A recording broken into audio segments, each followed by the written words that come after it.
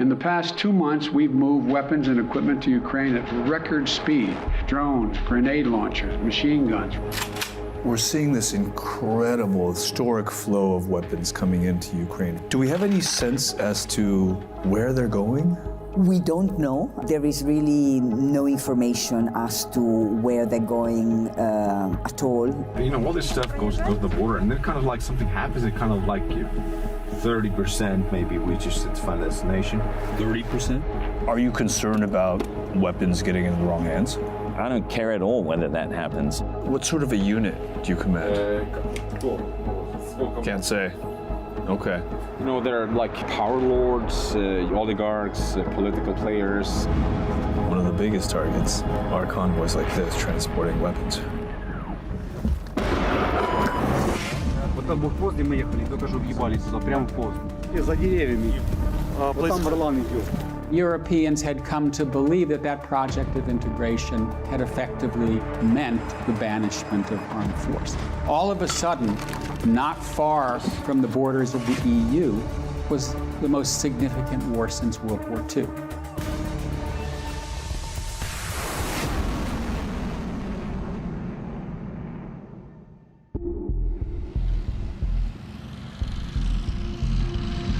So this is a NATO exercise happening in Lithuania, which is effectively the eastern flank of the entire alliance, effectively the front line. And exercises like this have been happening for quite some time, but have taken on much greater urgency.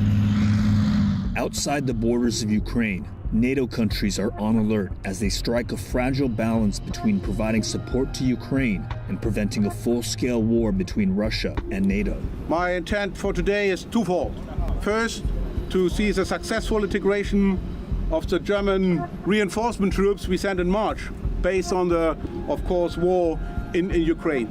For me, it's absolutely clear Germany will remain committed, not only in the EFP business, but also in NATO.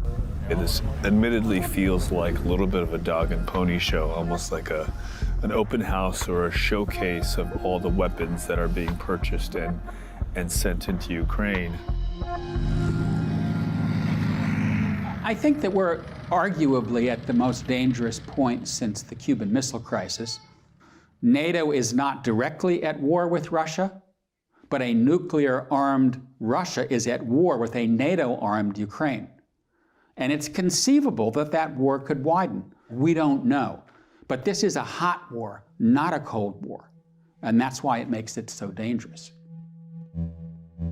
Ukraine and Russia have been at war since 2014, when Russia occupied Crimea, and Russia-backed separatists occupied the Donbas region of Ukraine. But the full-blown invasion in 2022 and the images of Russian tanks en route to the nation's capital of Kyiv shook the West to its core and galvanized the US and Europe to ship an unprecedented level of military aid to Ukraine.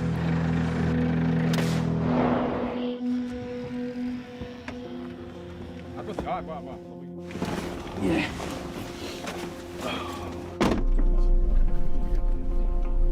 So how long have you been moving supplies into country? Since summer 2014. This whole thing, if you do it like according to the book, it takes 4 or 5 days. And I mean, we don't have that time.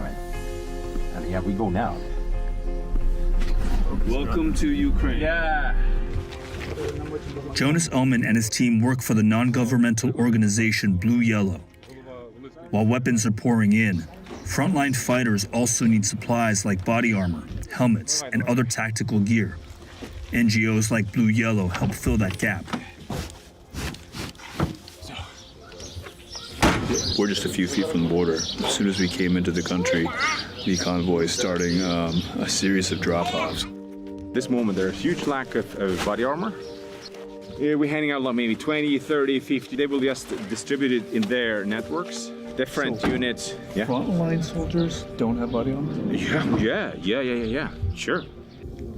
For a country trying to defend itself against a much better funded and equipped aggressor, crews like Jonas's have become vital to navigating the tangle of supply lines to reach the patchwork of what are sometimes improvised military units. You as an NGO, you have to toe the line very carefully. You can only move non-lethal aid. Yes. We are cooperating with units who rely to some extent on official support, and they get weapons, etc. But they also rely on us for other things: cars, drones, optics, etc., etc. The Russians in some ways see this as a war with the West.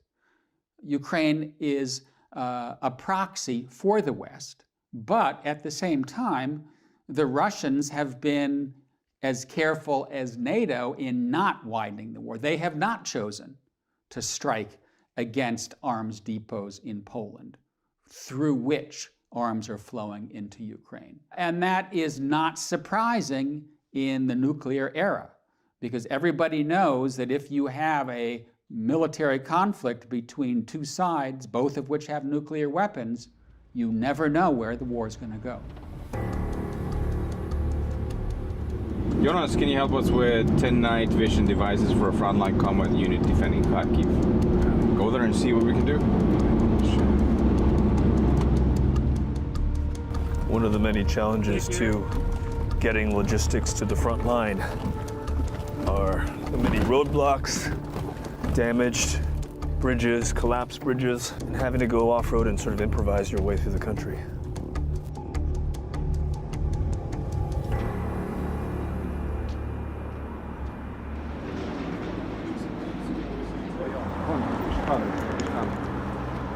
Короче, вот для тебя, Стёза, что там есть.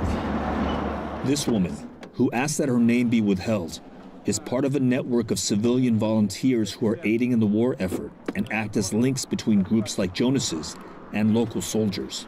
Коллиматоры есть. Да, коллиматоры давай. А планок Пикатини нету? Ну давай коллиматоры пусть ищут планки, потому что просят для ближнего боя. How critical are these supplies? Від цієї допомоги залежить життя наших бійців, тому що вони, коли працюють тепловізором, вони вночі бачать цілі, вони бачать супротивника. Коли працюють квадрокоптери, вони бачать місце розташування противника, вони бачать, скільки зброї, яка зброя готується до наступу. Тому це, від цього залежить життя. In addition to go-betweens, Jonas also delivers directly to armed units requesting supplemental aid. We've just been escorted to a compound, a private compound, and Jonas and his team were delivering some aid to this unit. We can't show any faces because of the highly secretive nature of what these guys do. Oh, wow. What sort of a unit do you command? Can't say. Okay. Can you walk me through some of what you have here?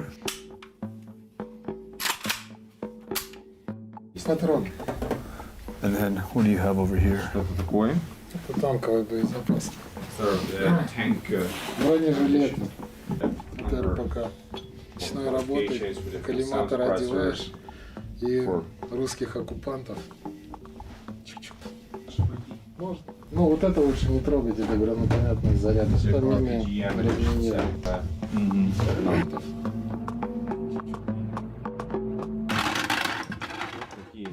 You're having to rely on groups like Jonas's to get some of the non-lethal aid? Есть форма, есть автомат. Есть пушки, снаряды и так далее. Но, допустим, есть автомат. Вот к нему нужен коллиматор, прицел. К нему нужен лазерный целеуказатель. Это все блеял. In a war where essentially all able-bodied Ukrainian men under 60 join the fight, weapons and supplies are making their way to almost anyone willing and able to use them. This is a war that has tapped into a lot of emotions. And that's why you have Americans, Europeans, others who are joining the fight. Many of them are ex-military. And so you have to show a certain amount of respect for those people who are volunteering, they're putting their lives at risk to help Ukraine defend its own freedom and sovereignty. Is there a downside to this? Yes, because once you get these paramilitary units, it's a more dangerous world where governments don't have control of what's happening on the battlefield.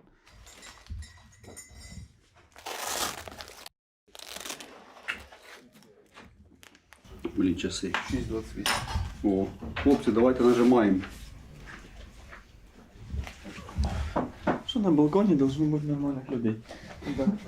So right now we get weapons, get our armor, and we'll see what we need for this day.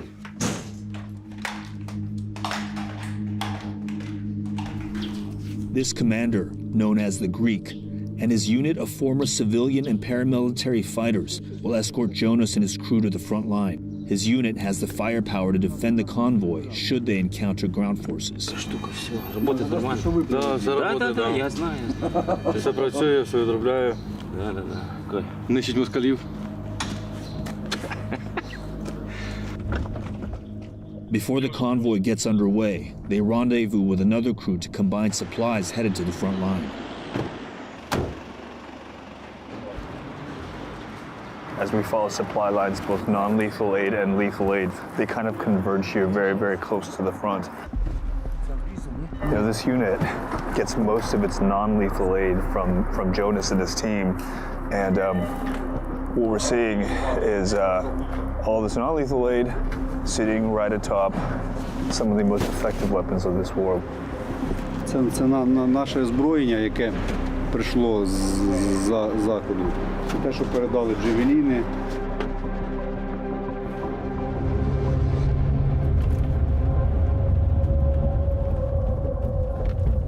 The commander of this unit told us that if they stand still for 5 minutes, even less, they will start to come under fire. They've got to keep moving at all times, and one of the biggest targets are convoys like this transporting weapons.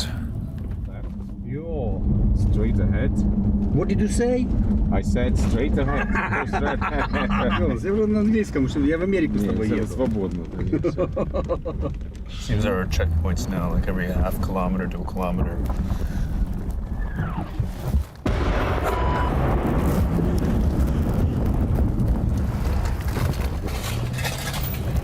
Wow, that was close. Как-то увидели нас. Понял, друже? Вот там блокпост, где мы ехали, только что въебали туда, прямо в пост. Actually see the artillery. Блядь. Чола, надо розсипатися по посадці. Я понял. Найдіть десничку, сховайтеся. Вот там Орлан йде. Out to the trees.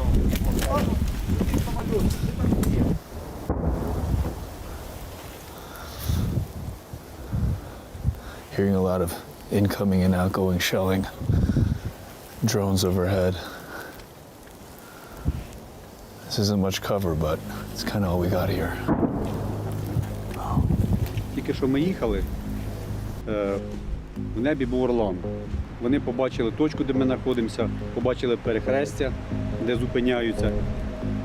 І туди відпрацювали артилерію. Слава Богу, що не попали. Ми проїхали далі. Остальна наша група поїхала вперед, і там їх теж обстріляли. Вони вернулись назад, їх опять обстріляли, вони пробили колесо. Зараз він висить, ми його зараз не бачимо. Шум, його не чути. Нам треба такі прибори, які показують, де летить БПЛА. Unable to move any further and out of sight of Russian drones, both the Greek and Jonas pull back without delivering their supplies. We had been traveling in a convoy of 4 earlier when we encountered the shelling. We have to assume that the Russian drones had eyes on all 4. So we're not traveling at 4s anymore until we are well out of range. The derailing of this supply run is one of the many ways desperately needed aid doesn't always make it to the soldiers who need it. The U.S. has sent tens of thousands of anti-aircraft and anti-armor systems, artillery rounds, hundreds of artillery systems, switchblade armored drones, and tens of millions of rounds of small arms ammunition. But in a conflict where front lines are scattered and conditions change without warning, not all of those supplies reach their destination. Some also reported weapons are being hoarded, or worse, fear that they are disappearing into the black market, an industry that has thrived under corruption in post-Soviet Ukraine. Anybody want to refill here? More? More, yeah, some more. That's for me? Okay, cool. Родился обоим травмы, обкосился.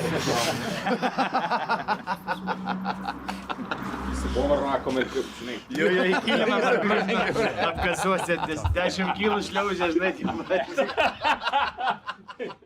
So you're cutting through bureaucracy, you're cutting through corruption. We're going around it. I mean, that's like, we are masters of, going around. And what is the corruption? Is it like playing favorites? Is it? There are like power lords, oligarchs, political players. The system itself is just we are the armed forces of Ukraine. So if the security forces want to, the Americans gave to us, so you've got to figure it out.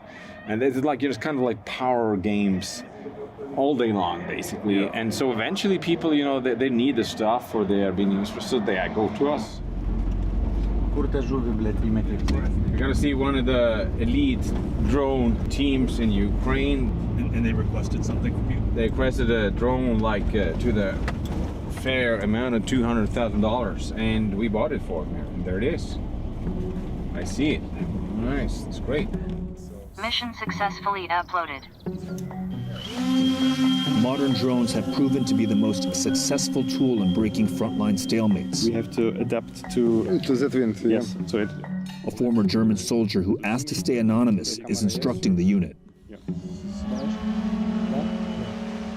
How transformational have drones been for Ukraine?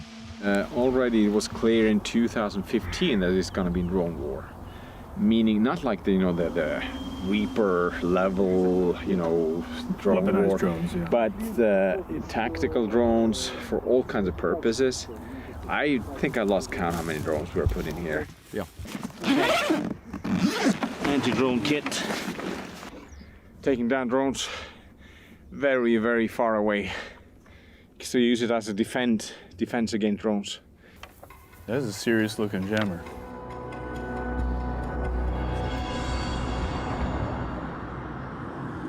If you provide supplies or logistics pipeline, you've got to be able, there's got to be some organization to it, right? The surprise isn't that, all this stuff isn't getting there. The surprise is that people actually expected it to. We're here in the evacuation. Andy Milburn is a U.S. Marine veteran. Unsatisfied with what he felt was a too hands-off approach from the U.S., he made his way to Kyiv after the invasion to train frontline soldiers. I can tell you unarguably that on the frontline units, these things are not getting there, all right? Drones, switchblades, IFACs, they're not, all right? Body armor, helmets, you name it. Is it safe to characterize this as a little bit of a black hole? I suppose if you don't have visibility of where this stuff is going, and if you're asking that question, then it would appear that it's a black hole, yeah. Are you concerned about weapons getting into the wrong hands? I don't care at all whether that happens. So of course it's going to happen. It happens in if you don't have guys here supervising the pipeline, but that's not my biggest concern. My biggest concern right now is that the guys who need to kill Russians with those weapons get those weapons.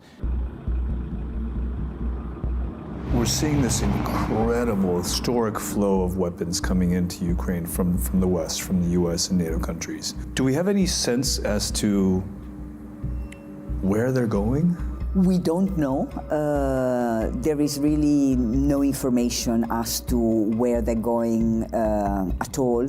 What is more worrying is that at least some of the countries that are sending weapons do not seem to think that it is their responsibility to put in place a very robust oversight mechanism to ensure that they know how they're being used today, but also how they might and will be used tomorrow. Is it appropriate for us to be asking these questions in a state of emergency? You have a country that has been invaded by a larger neighboring force. Whatever it takes to survive seems to be the name of the game. It's not just that it is appropriate to ask this question, it is absolutely necessary to ask these questions, because if we look back, we have so many different examples in Afghanistan, Libya, Iraq, and the situations where weapons that are meant for one purpose at a particular time end up going elsewhere, being used for other purposes. When ISIS took over Mosul in 2014, they came into possession of large amounts of new sophisticated weapons that US forces had left for the Iraqi forces. But, Iraqi forces lost control of the city, ran away, and all that fell into the hands of ISIS.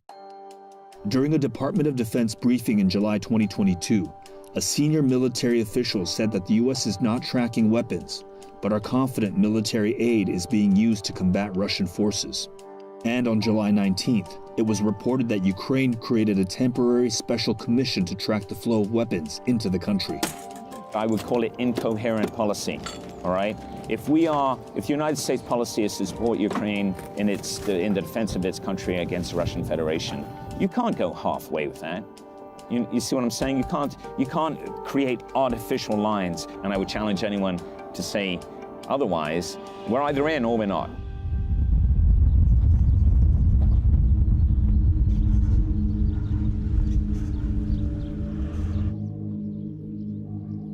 We're now in the heart of the Donbas region, which is the most heavily contested part of Ukraine. And following the convoy here is particularly unnerving because they've been asking for anti-drone equipment, which tells you that there are drones in the sky. Clearly within artillery range as well. So we probably shouldn't stay here for any longer than we need to.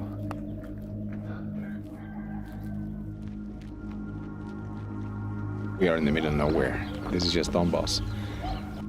Who the f does such a thing? It's just, it makes no sense whatsoever. Whatsoever. One of the big questions moving forward is, will there be a long-running Ukrainian insurgency in areas held by the Russians? And I think the answer to that is probably yes. But it depends what territories the Russians hold, how many of the Ukrainians that are in those territories stay. But you could still see partisans, Ukrainian units of one sort or another, infiltrating across the border into Russia-occupied territories to make any continuing Russian occupation costly and bloody. As we fuel Ukraine with so much of this, isn't there a danger that we're just creating the next insurgency, the next failed state? That's one of the reasons we have to win the war. I mean, if we lose the war, if we have this kind of gray zone, semi-failed state scenario or something like that, that's why we got to win. If you do this, you funnel lots of lethal resource into place and lose. Then you will have to face the consequences.